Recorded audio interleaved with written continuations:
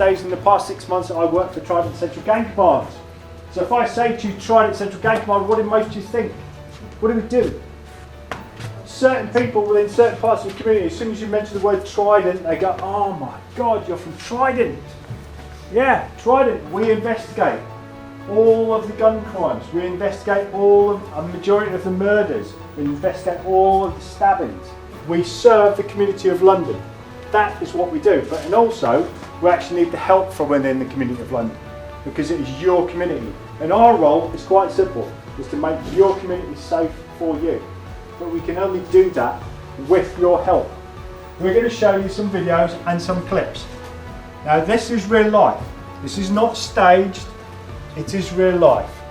If you are upset by any of these, please just turn away, don't look at it. Okay? But this is real life. These are the things that we deal with day in, day out. And this is what makes a difference about you being a police officer and deciding to do that.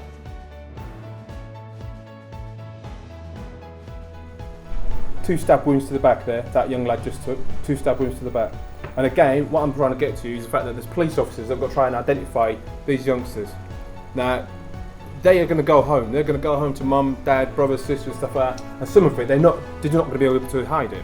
Look at, I mean, people say the police officers don't care. Those officers that are trying to stop this and they're completely outnumbered.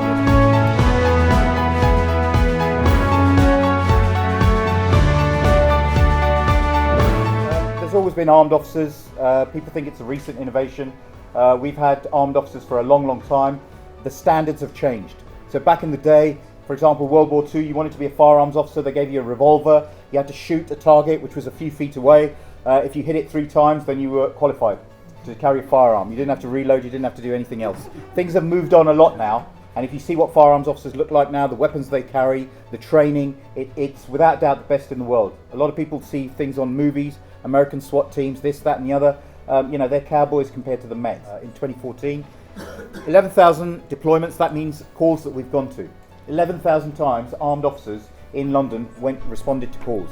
4,000 of those were firearms related, 800 were declared as authorised firearms operations. In the last 20 years, 15 people have been shot and killed in London by police. 15 people in 20 years. That's a weekend in America. These are the guns that we carry, by the way, on armed response vehicles. You've got the SIG 516 carbine, the Glock 17 self-loading pistol and tasers.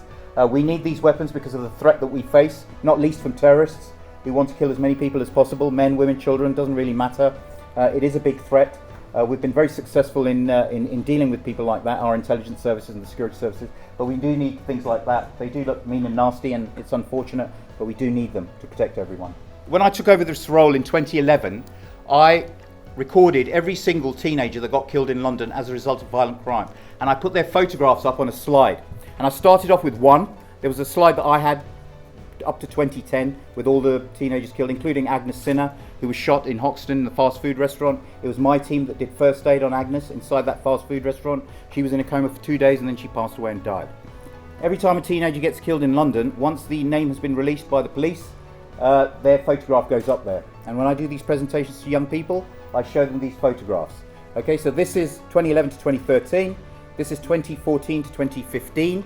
The top 2 rows are boys and a girl killed last year. The bottom row, all those 5 boys were stabbed this year. The boy on the bottom right-hand corner, Alan Cartwright, he was stabbed about a month ago in Islington. I'm speaking from the heart. This morning I spoke to 350 Year 7s and 8s in a school in Lambeth, Bishop Thomas Grant. I've got a head teacher here that I invited because hopefully I'll be going to his school. I do this on a day-to-day basis. So when people say to me, these are the kinds of things that you need to focus on: institutional racism, why did the police shoot Mark Duggan, what's going on. Sometimes people, their opinions about what goes on in America, in Ferguson, with Michael Brown, with Eric Gardner, with Trayvon Martin, all of that comes to back here, influences people's opinions on police here. To me, this is the important issue.